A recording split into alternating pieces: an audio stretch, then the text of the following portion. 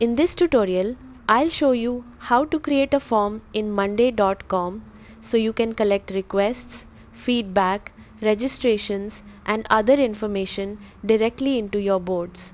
First, open the monday.com board where you want form submissions to be stored. Before creating the form, make sure your board includes all the columns you need, such as text, email, status, drop-down, date, or people columns.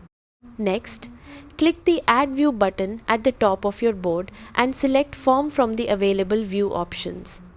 Monday.com will automatically generate a form based on the columns in your board.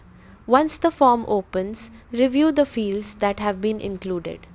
Now, customize the form by rearranging the fields, hiding any columns that don't need user input, and marking important fields as required. You can also edit field labels to make the questions clearer and easier for users to understand. Add a form title and description to explain the purpose of the form. If your plan supports it, you can further customize the form with branding elements such as a logo, header image, or custom colors. Next, configure the submission settings. You can customize the thank you message, set up redirects, or create automations that assign submissions to specific team members. Once you're happy with the form setup, click Share Form in the top right corner. Copy the form link to share it by email, chat, or social media.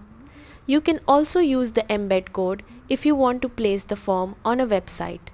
From now on, every form submission will automatically appear as a new item on your monday.com board, making it easy to track and manage responses. That's it, you've successfully created a form in monday.com. Thanks for watching.